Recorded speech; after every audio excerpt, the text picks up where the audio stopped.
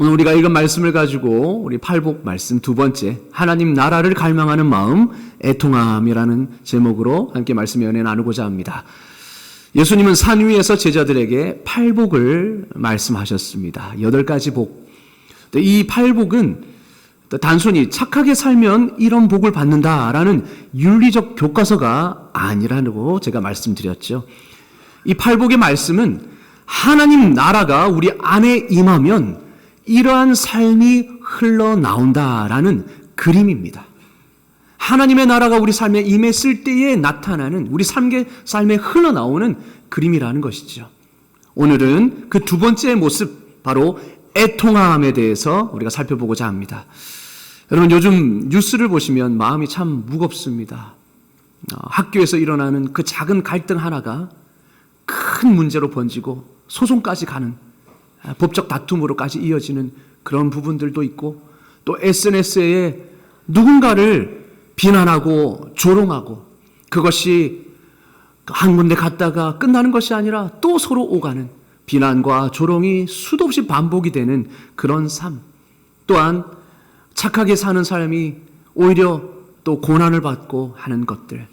또한 예수의 이름이 질밟히고 하나님의 나라의 그 가치가 질밟히는 그 현실과 이 세상 속에서 우리는 답답함과 무거움을 느끼게 되죠. 마음이 답답해지지 않습니까?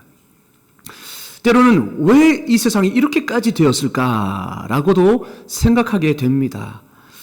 이처럼 우리 일상 속에 느끼는 그런 무거움과 답답함은 바로 오늘 말씀에 그 예수님이 말씀하신 애통함과도 깊은 관련이 있습니다. 이제 본문 속으로 함께 들어가 보며 주님이 말씀하신 이 애통함이 무엇인지를 우리가 살펴보기를 원합니다. 여러분, 애통하는 자가 복이 있다라고 말하고 있는데, 애통하는 자란 누구를 말하는 것일까요?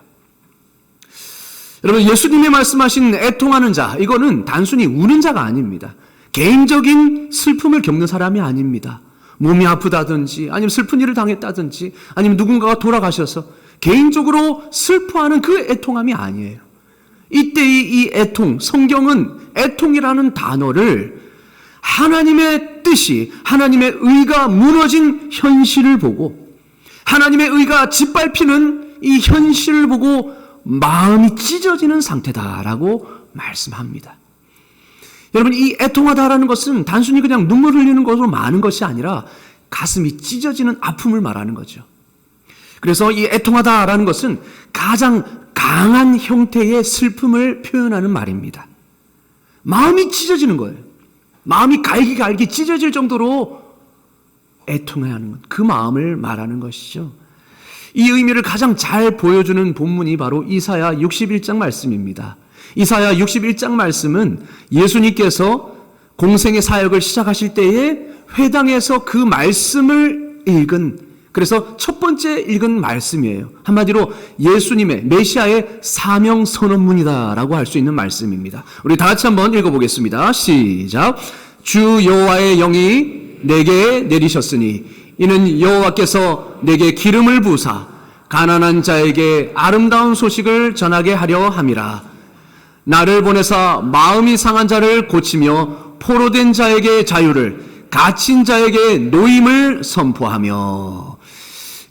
이사야가 예언했던 메시아가 이 땅에 임했을 때, 하나님의 나라가 임할 때 어떤 일이 일어나는가에 대해서 설명한, 미리 예언한 말씀입니다.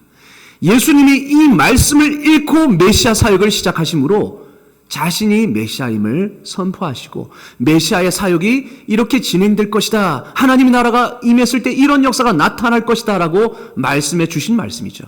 여기에 보면 마음이 상한 자를 고치며 라고 말하고 있죠. 이때 이 마음이 상한 자가 바로 오늘 본문에 나오는 애통하는 자와 같은 의미입니다. 여러분, 여기서 마음이 상한 자는 히브리어로 부서지고 찢겨진 마음을 가진 자라는 뜻이에요. 영어로 broken heart, 마음이 부서진 겁니다. 마음이 찢겨지고 부서진 사람을 말하는 거죠. 어떤 사람이 마음이 무너지고 마음이 부서집니까? 죄와 불의 앞에서 억압당하고 억울한 사람들, 죄와 불의 앞에서 아파하는 사람들, 그래서 이런 상한 마음으로 애통해하는 사람들을 의미하는 것입니다.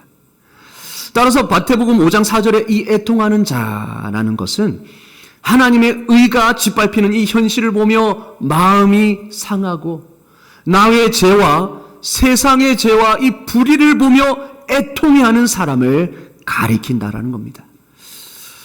여러분, 하나님의 뜻대로 살지 못하는 이 죄악, 나의 이 죄를 보며 마음이 아파하는 사람.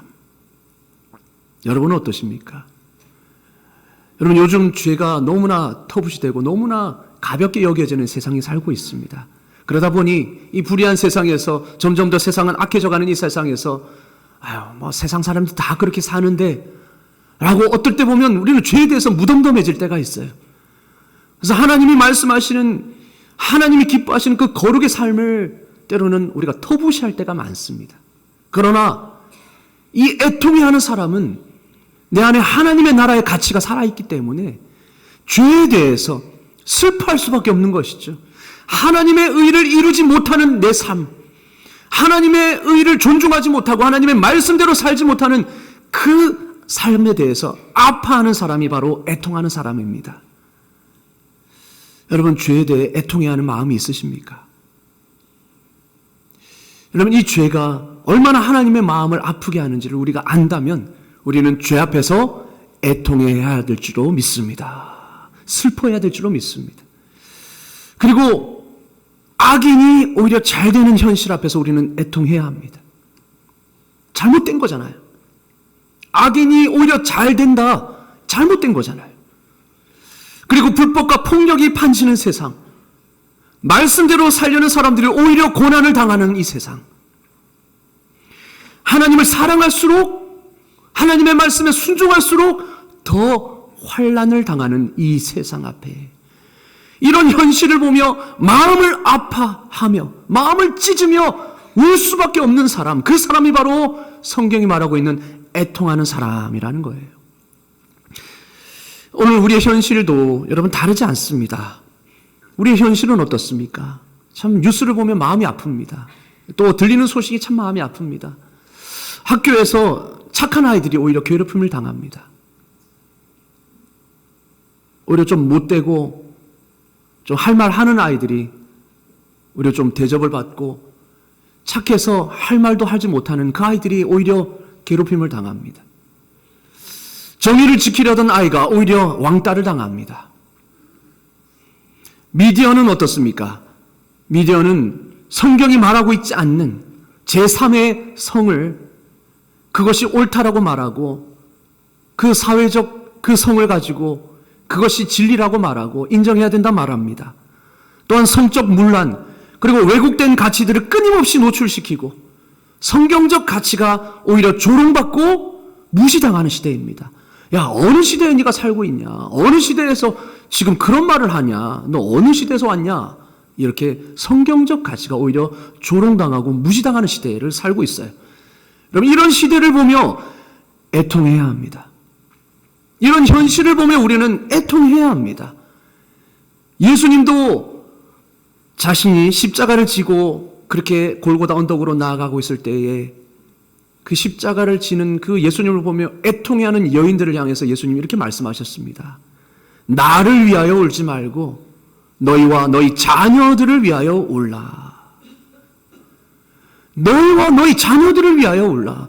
너희 시대를 보아라. 이런 불의와 죄가 관영한 이 세상 속에서 너희가 살다 보면 너희가 의를 지키려고 하고 너희가 말씀대로 살려고 하면 할수록 너희는 핍박받고 고난당할 것이다. 그러니 너희와 너희 자녀들을 위해 애통하고 울라 라고 말씀하셔요. 이러한 시대를 보며 애통하는 마음, 마음을 찢고 울 수 있는 마음, 그것이 바로 하나님의 나라를 품은 자의 마음인 줄로 믿습니다. 여러분, 왜 성도가 애통해야 합니까? 왜 우리가 애통해야 합니까? 왜 이 시대를 보며 이 문화를 보며 이 나라를 보며 이 세상을 보며 애통해야 합니까? 왜냐하면 우리 안에는 하나님의 나라의 가치가 있기 때문입니다. 여러분, 이 시대를 보며 애통한다라는 것은 하나님의 나라의 그 가치가 우리 안에 살아있다라는 증거입니다. 하나님이 바라보시는 눈으로 우리는 바라보기 때문에 이 현실이 슬픈 것입니다. 여러분, 세상과 타협하는 사람은 애통해하지 않습니다. 왜냐? 너무 익숙하니까요. 세상의 가치에 너무 익숙해져 있기 때문입니다. 뭐 다른 사람들도 그렇게 사는데 야, 요즘 시대가 그런 거예요. 어쩔 수 없어. 애통해하지 않습니다. 그냥 미쳐 살아갑니다. 그러나 하나님의 나라의 가치를 품은 사람은 하나님의 눈과 우리의 눈이 연결되어 있고 하나님의 마음과 우리의 마음이 연결되어 있기 때문에 이 시대 하나님의 가치가 무너지고 세상의 성경적 가치가 무시당하는 이 시대를 보며 우리는 아파할 수밖에 없는 것이죠. 애통해할 수밖에 없는 것입니다. 나의 죄와 세상의 죄와 이 불의 앞에서 마음이 아프고 눈물이 나는 것입니다. 여러분, 죄를 지었을 때 우리는 애통해야 하죠. 여러분, 죄 앞에서 우리는 애통해야 합니다. 왜 그렇습니까? 죄는 하나님의 마음을 가장 아프게 하는 것입니다. 죄로 인해서 하나님은 우리를 위해 가장 사랑하시는 아들 예수 그리스도를 내어주셨습니다. 어디에요? 십자가의 고통 앞에. 우리 죄를 대신 사하여 주시고 그래서 우리를 하나님의 자녀로 받아주시기 위해서 아들 예수 그리스도를 대신 내어주신 것입니다. 그게 바로 죄의 대가입니다. 죄의 삭은 사망입니다. 근데 우리가 너무 죄를 터부시하고 죄를 우습게 여기고 그래서 너무 가볍게 여겨서 우리는 하나님의 말씀대로 살지 않는 것을 너무 당연시하지 않습니까? 그래서 죄를 지어도 애통해하지 않습니다. 슬퍼하지 않습니다. 그것은 곧 우리 안에 하나님의 나라의 가치가 희미해져 가고 있다는 것이죠. 그러나 하나님의 나라의 가치가 우리 안에 살아있으면 우리는 죄를 그냥 두고 볼 수 없습니다. 이 죄 때문에 하나님이 눈물을 흘리셔야 되고 예수님이 십자가에 못 박히셔야만 했다라는 사실 앞에서 우리는 내 죄를 아파야 하는 것이죠. 마음이 찢어지기까지 아파야 하는 것입니다. 또한 말씀대로 살려다 손해를 볼 때에 우리는 애통해야 합니다. 믿음을 지키려다 고난을 당할 때에, 정의를 지키려다가 오히려 공격을 받을 때에, 옳은 것을 옳다고 말하고 그런 것을 그르다고 말할 수 없는 그 현실 앞에서 우리는 애통해야 합니다. 몇 년 전에, 오래됐죠. 우리 축구 해설위원 신문선 씨가 국가대표 경기를, 월드컵 경기를 중계하다가 명백한 오프사이드입니다. 오프사이드인데 오프사이드를 오프사이드다라고 말했다가 국민 앞에 매장당한 일이 있었습니다. 축구의 그 규칙대로 해설을 했을 뿐인데 국민의 눈에 맞지 않다라는 이유로 국민은 다 저게 옵사이드가 아니어야 된다라고 생각하고 있는데 신문선 씨는 옳은 말을 했어요. 그런데 사회적으로 매장당했습니다. 방송국으로부터 조금 쉬어달라라고 말을 받았습니다. 사실대로 말했을 뿐인데 매장당한 겁니다. 여러분, 이러한 시대를 지금도 우리는 살고 있습니다. 옳은 것을 옳다라고 말하지 못하게 하는 시대, 그런 것을 그러다고 말하면 매장당하는 시대를 우리는 살고 있어요. 그런 시대를 살면서 애통해하지 않는다. 하나님의 나라의 가치가 우리 안에 사라진 것입니다. 우리도 모르게 나도 세상의 나라의 가치대로 살고 있다라는 거죠. 그리고 성경적 가치가 조롱받고 무시당할 때에, 그리고 세상 가치가 자녀들을 삼키려 할 때에, 특히 미디어가 죄악된 가치를 계속 밀어넣을 때에 우리는 애통해야 합니다. 애통하는 것입니다. 성도는 애통하는 것입니다. 왜냐하면 하나님의 마음이 그러하시기 때문입니다. 하나님의 마음이 애통해 하시기 때문에 하나님의 나라의 백성은 당연히 애통해 하는 것이죠. 어느 중학교에서 실제로 있었던 일입니다. 한 학생이 같은 반 친구가 지속적으로 괴롭힘을 당하는 것을 보고 참지 못하고 담임 선생님께 이 일을 알렸습니다. 근데 문제는 그 다음이었습니다. 괴롭히던 아이들이 오히려 담임 선생님에게 잃는 그 학생을 고자질했다라고 비난하며 따돌리기 시작한 겁니다. 불의를 참지 못하고 선생님에게 일렀더니 오히려 그 아이를 이 불의한 학생들이 따돌리기 시작합니다. 그러니 그 학생 옆에는 아무도 앉지 않는 거죠. 밥 먹으러도 같이 안 옵니다. 왜냐? 이야기 걸면, 말 걸면 그 아이도 왕따를 당하니까, 괴롭힘을 당하니까요. 결국 그 학생은 혼자가 되었고 큰 스트레스를 받으며 힘든 시간을 보냈습니다. 결국 어떻게 됩니까? 그 아이가 전학을 갔습니다. 왜 그 아이가 전학을 가야 합니까?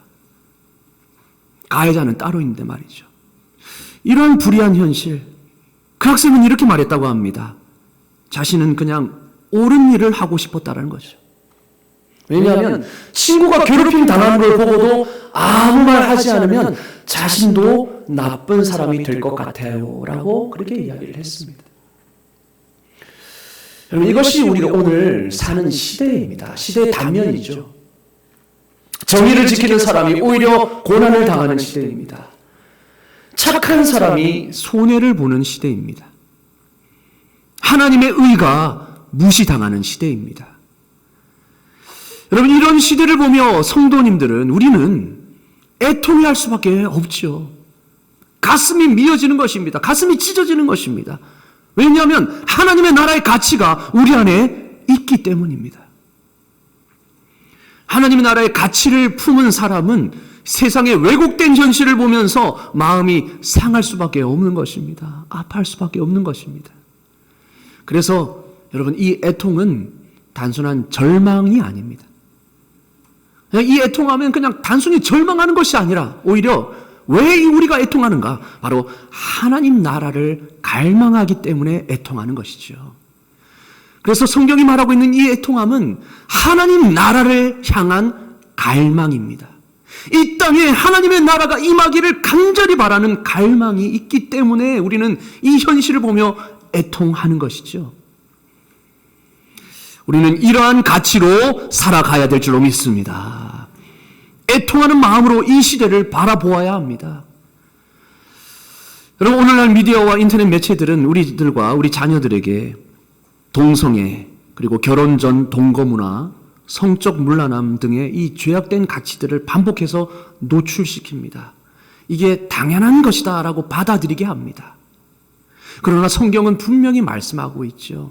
하나님은 우리를 남자와 여자, 이 두 개의 성으로 창조하셨습니다. 제3의 성은 없는 것이죠. 내 사람들은 시대가 그렇다. 이제는 그들도 인정해야 한다. 물론 우리가 사람을 미워하지 않습니다. 사람을 미워해서는 안 됩니다. 그러나 하나님이 말하고 있지 않은 것을 옳다라고 말하는 세상에 대해서는 우리는 말할 수 있어야 됩니다. 그게 왜 진리가 되어야 됩니까? 아니요. 하나님의 말씀만이 진리인 줄로 믿습니다. 이런 시대에 대해서 우리는 말할 수 있어야 되겠죠. 그러나 동시에 우리가 그 하나님의 진리를 알지 못하고 마치 세상이 말하는 것이 진리인 양 그렇게 살아가는 사람들을 우리는 품어야 되고 기도해야 되고 말씀을 전해야 되고 사랑해야 합니다. 그러나 하나님의 말씀, 하나님이 말씀하지 않는 것, 하나님이 죄라고 하는 것에 대해서 우리가 죄라고 명백하게 잘못됐다고 말할 수 있어야죠. 그러나 이 세상의 미디어와 이 세상의 문화의 모든 가치들은 그런 것들이 오히려 당연하다라고 우리에게 계속해서 반복해서 노출시키고 우리 자녀 세대에게 노출시키고 있습니다. 결혼 전 동거 문화는 어떻습니까? 여러분, 주님은 끊임없이 말씀합니다. 순결하라고. 그래야 배우자만을 사랑할 수 있다. 그 배우자를 위해서 참아라, 지켜라 라고 말합니다. 그런데 이 세상은 오히려 살아봐야 알지. 그런데 어떤 분이 참 이 부분을 제대로 지적을 했는데요. 여러분, 동거해서 미리 살아봐야 그 사람을 알 수 있지 않느냐. 그래야 결혼의 실패를 줄일 수 있지 않느냐. 아닙니다. 동거하는 것은 가정과 가정이 결합하는 게 아니죠.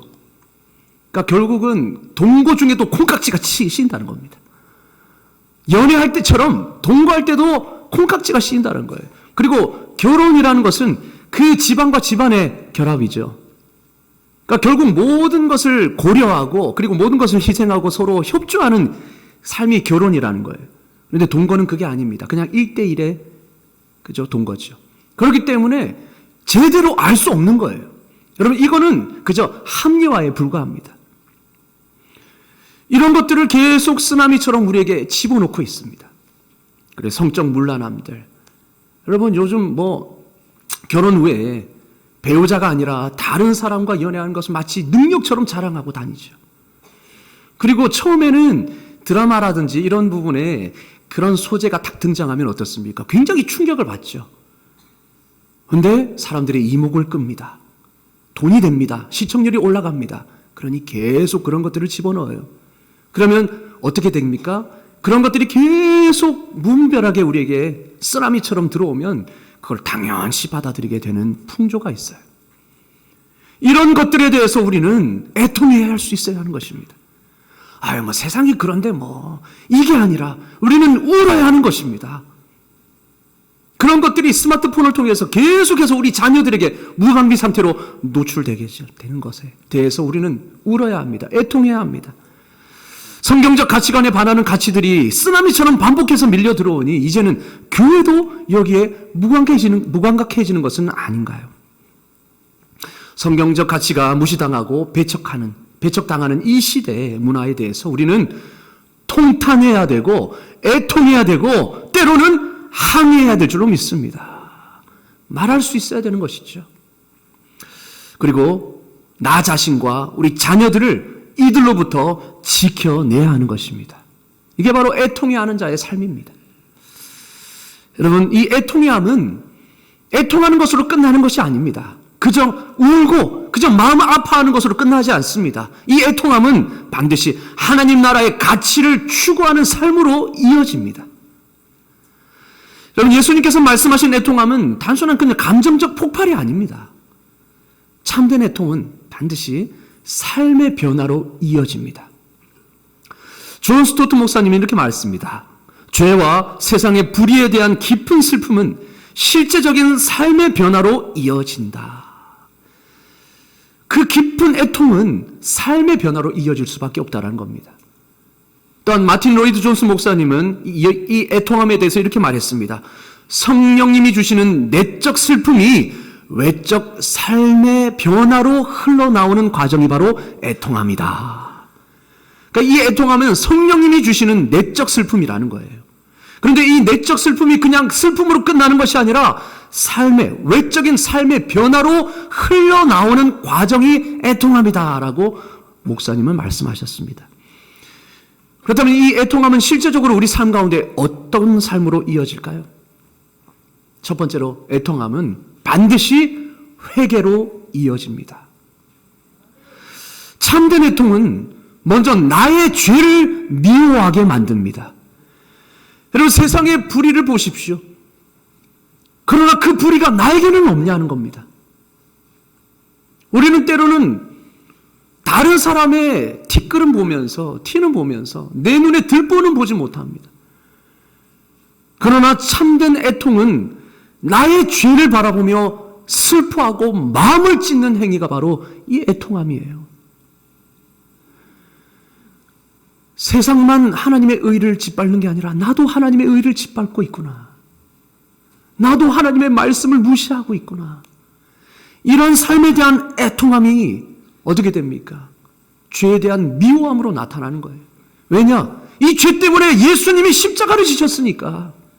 이 죄 때문에 하나님과의 관계가 단절되었으니까. 이 단절된 관계를 하나님 회복시키기 위해서 어마어마한 대가를 치르셨구나. 예수 그리스도의 죽음이라는. 여러분, 그것을 우리가 바라보게 되면요, 이 죄를 그냥 간과할 수 없습니다. 이 죄가 미워지는 것입니다. 죄를 미워해야 우리는 죄를 멀리할 수 있죠. 바로 그것이 회개인 것입니다. 그래서 애통함은 내 죄를 바라보고 슬퍼하는 행위는 반드시 회개로 이어지는 것이죠. 다윗이 밧세바를 범한 후에 시편 51편을 썼습니다. 나단이 그 죄를 지적한 후에 자신의 죄를 깨닫고 애통해하며 자복하며 주님 앞에 통회했습니다. 여러분, 그것이 바로 참된 회개인 것이죠. 여러분, 이렇게 애통함은 반드시 회개로 이어지게 되어 있습니다. 여러분, 죄에 대해서, 나의 죄에 대해서 애통해하는 저와 여러분 되시기를 주님의 이름으로 축원합니다. 아멘. 두 번째로 애통함은 기도로 반드시 이어집니다. 애통은 반드시 기도로 이어집니다. 여러분, 애통하는 사람은 세상의 불의를 보면서 그냥 있지 않습니다. 애통해 합니다. 그냥 애통하는 것으로 끝나지 않습니다. 하나님 앞에 기도합니다. 하나님, 하나님의 뜻이 이 땅에 이루어지게 하여 주시옵소서. 이 불의한 세상 가운데 하나님, 주님의 백성들이 아파합니다. 애통해 합니다. 주여, 이 땅 가운데도 하나님의 뜻이 이루어지게 하여 주시옵소서. 이렇게 기도하게 되는 거예요. 나라를 위해 애통하는 사람은 반드시 나라를 위해 기도하게 되어 있습니다. 우리 자식을 위해서, 우리 자녀를 위해 애통해 하는 사람은 반드시 자녀를 위해 기도하게 되어 있습니다. 그런데 애통해 한다 해놓고 아무 기도도 하지 않는다, 하나님께 구하지 않는다, 참된 애통이 아닌 것이죠. 여러분, 애통은 하나님 나라를 갈망하는 기도로 이어집니다. 그리고 그 눈물의 기도는 하나님의 나라가 이 땅에 임하게 되는 통로가 되는 것입니다. 하나님은 우리의 그 애통함의 기도를 들으시고 이 땅 가운데 하나님의 뜻을 이루어가게 되실 줄로 믿습니다. 그래서 우리는 기도하는 것입니다. 애통하는 자, 우리는 기도로 하나님 앞에 나아가죠. 그리고 세 번째, 애통은 성결한 삶으로 이어집니다. 성결한 삶으로 이어집니다. 애통해 하는 사람은 이렇게 말합니다. 세상은 불의하지만 나는 이렇게 살아서는 안 되겠다. 세상은 지금 이렇게 비록 흘러가지만 나는 하나님의 백성으로서 이렇게 살면 안 되겠다. 그래서 죄를 더 멀리하게 되고요, 이 세상의 불의를 바라보며 내 마음을 지키게 되고 내 삶을 돌아보게 됩니다. 그래서 말씀과 기도 앞에 더 깊이 들어가게 되고 하나님 앞에서 거룩을 추구하게 되죠. 그래서 애통함은 성화의 출발점이 되는 것입니다. 우리가 울며 가슴 아파할 때 비로소 우리는 거룩의 삶을 추구하게 되는 것이죠. 또한 마지막으로, 애통은 하나님 나라의 가치를 실천하는 삶으로 이어집니다. 하나님 나라의 가치를 품고 애통하는 것은 하나님 나라의 가치를 실천하는 삶으로 이어지게 됩니다. 여러분, 애통은 반드시 행동으로 이어집니다. 약한 자를 돌보게 됩니다. 약한 자가 고통당하는 이 세상 가운데, 착하게 사는 사람이 오히려 고통당하는 이 세상 가운데 우리가 울며 애통하면 우리는 그 사람을 도울 길이 없을까? 어떻게 하면 그 사람을 도울 수 있을까? 우리는 약한 자를 돌보게 됩니다. 그리고 불의 앞에서 침묵하지 않습니다. 불의 앞에서 침묵하지 않습니다. 불의를 보고도 애통해하지 않고 침묵한다는 것, 결국은 그 불의에 동조하게 되는 것과 다름이 없죠. 왜 이 세상이, 여러분, 이러한 잘못된 불의 가운데 그렇게 팽배해져 가는데도 왜 이 세상은 정화되지 않을까요? 누군가가 목소리를 내야 될 때에 내지 않는, 불의 가운데 목소리를 내야 함에도 불구하고 침묵하는, 이런 세상 가운데 여전히 이 세상은 그렇게 흘러가고 있는 것이죠. 또한 하나님의 나라의 가치를 삶으로 드러내게 되어 있습니다. 애통하는 사람은. 여러분, 구세군 창립자인 윌리엄 부스라는 그분이 어떻게 구세군을 창립하게 되었는지를 설명하면서 이런 간증을 했는데요. 윌리엄 부스가 어느 날 런던의 빈민가를 지나고 있었습니다. 빈민가, 다운타운이죠.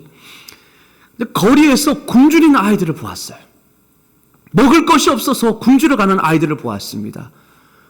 그리고 어른은 술에 취해 쓰러져 있는 그 광경을 보았습니다. 소망이 없어 보이는 거죠. 그리고 그곳에서는 폭력과 범죄가 가득한 그 모습을 보고 윌리엄 부스는 그 거리에서 한참을 울었다고 합니다. 왜 울었을까요? 그 안에는 하나님의 나라의 가치가 있었기 때문이죠. 마음이 상한 자를, 그런 삶 가운데, 불의의 가운데, 억압 가운데 살고 있는 그런 사람들을 불쌍히 여기는 마음, 마음이 아픈 마음, 그게 바로 주님의 마음 아니겠습니까? 그래서 그 자리에서 한참을 울었다고 합니다. 그러면서 그는 그때를 이렇게 회고했습니다. 나는 그들의 고통을 보고 울었다. 그리고 하나님께서 내 눈물을 통해 나를 그들에게 보내셨다. 그는 그것을 보고 울었습니다. 그리고 그 울음이 결국은 하나님께서 그 눈물을 보시고 그들을 향해 보내신 것이죠. 그 눈물에서 시작된 것이 바로 구세군입니다. 여러분, 성탄절만 되면 늘 거리에서 저 불이 위에 덮기 하는 그 사람, 구세군 아닙니까? 지금도 전 세계에서 수많은 사람을 살리고 있습니다. 여러분, 애통함은 이렇게 하나님의 나라의 가치가 흘러나오는 삶으로 이어지는 것입니다. 고통을 보고 그냥 눈물만 흘리는 것이 아니라 내가 어떻게 그들을 도울 수 있을까? 어떻게 하나님의 위로를 그들에게 줄 수 있을까? 그렇게 삶으로 이어진다는 거죠. 여러분, 그러면 우리는 이렇게 생각합니다. 물론 나도 애통하고 싶지요. 나도 이 불의를 보고 참을 수가 없습니다. 그런데요, 그렇게 하지 않으면, 참지 않으면 이 세상에서 살 수가 없습니다. 모든 사람이 옳은 것을 그르다고 말하는 순간 내가 그것을 옳다고 말하면 매장당합니다. 불의를 나도 겪습니다. 나도 불이익을 경험합니다. 다른 사람이 다 틀렸다고 말하는데 나 혼자 옳다라고 말하고, 다른 사람은 다 옳다 말하는데 나 혼자 틀렸다고 말하면 사회적으로 매장당합니다. 이러한 상황 가운데 우리가 어떻게 애통해하며 우리가 어떻게 목소리를 낼 수 있겠습니까? 라고 말하십니다. 맞죠? 그게 우리의 가장 큰 숙제입니다. 그래서 우리 주님은 약속해 주십니다. 애통하는 자는 복이 있다. 애통하는 자는 복이 있나니 저들이 위로를 받을 것이며. 자신의 죄와 이 세상의 불의와 죄를 바라보며 울며 애통하는 사람은 주님이 위로해 주실 것이다 라고 분명히 약속해 주고 계십니다. 여러분, 저희가 위로를 받을 것이요, 이때는 사람의 위로가 아닙니다. 하나님이 친히 주시는 위로를 말하는 것입니다. 헬라어 원어는 하나님이 직접 찾아오셔서 위로해 주신다라는 그런 의미입니다. 성경은 이 위로에 대해서 이렇게 묘사합니다. 요한계시록 7장 15절에서 17절.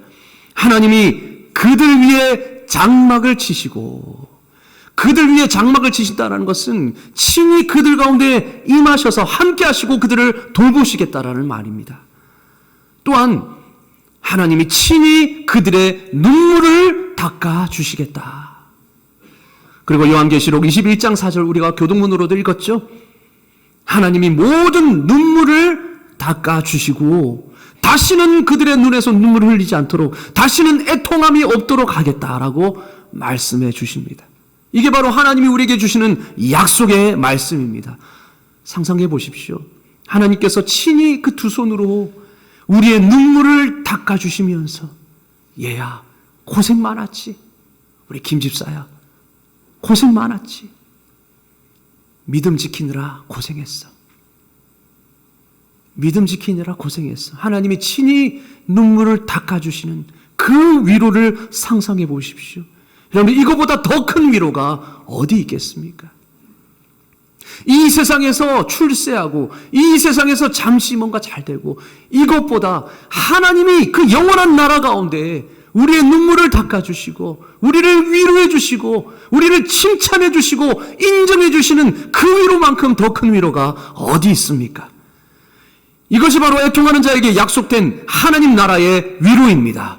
여러분, 그리고 이 위로는 지금 이 땅에서 성령을 통해 경험되는 줄로 믿습니다. 말씀을 통해서 우리를 위로해 주십니다. 세상은 모르는 평안과 기쁨을 성령께서는 우리에게 허락하여 주십니다. 때로는 말씀을 통해서, 때로는 주변의 사람을 통해서, 때로는 환경을 통해서. 또한 이 위로가 이 땅에서는 불완전하겠지만, 그러나 종말에 주님 다시 오실 그때에 이 위로가 완전히 이루어질 줄로 믿습니다. 다시는 우리 눈에서 눈물 나지 않도록, 다시는 이 애통함을 느끼지 않도록 하나님이 이 땅을 변화시키시는 것이죠. 새 하늘과 새 땅으로 변화시키시는 것입니다. 그것이 바로 우리 하나님의 약속하신 위로입니다. 결론입니다.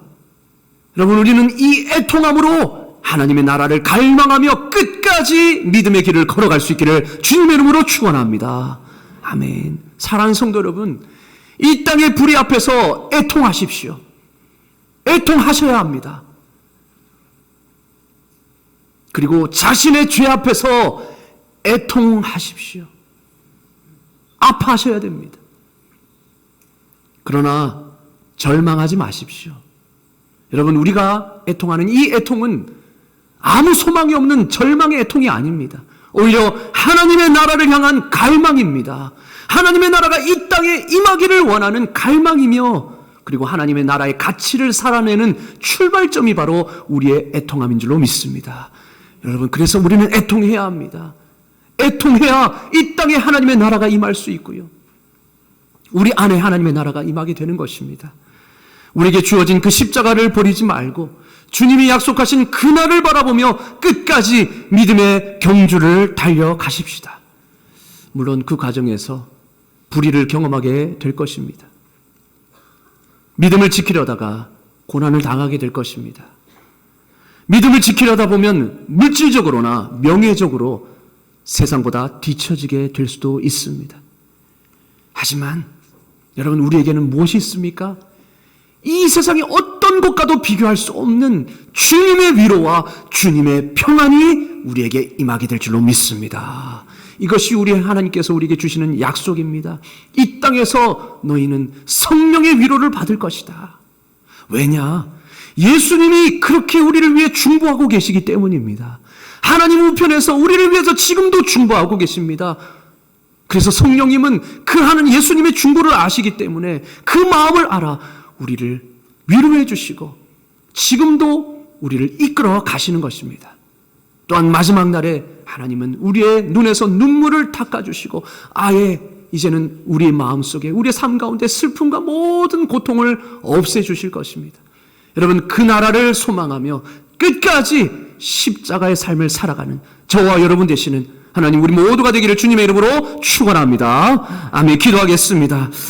하나님 아버지, 이 시대에 죄와 불의가 가득한 현실을 바라보며 마음 아파 애통합니다. 하나님의 나라의 가치가 무너지고 진리를 붙들려는 이들이 조롱받는 이 세상 속에서 주님의 마음을 품고 애통하며 기도하게 하여 주시옵소서. 주님, 우리의 마음이 무뎌지지 않게 하여 주시고 세상의 가치에 타협하지 않도록 붙들어 주시옵소서. 말씀대로 살려다 손해를 볼 때에도, 정의를 지키려다 고난을 당할 때에도, 믿음을 지키려다 외로워질 때에도 주님을 향한 애통함과 갈망을 잃지 않게 하여 주시옵소서. 주님, 애통하는 자에게 약속하신 그 위로를 기억하며 소망합니다. 우리의 눈물을 친히 닦아주시고 우리 위에 장막을 치시며 보호하시는 하나님을 소망합니다. 이 땅에서의 환난이 잠시임을 믿고 천국의 영광을 바라보며 끝까지 믿음의 길을 걸어가게 하여 주시옵소서. 우리 주 예수 그리스도 이름으로 기도드리옵나이다. 아멘.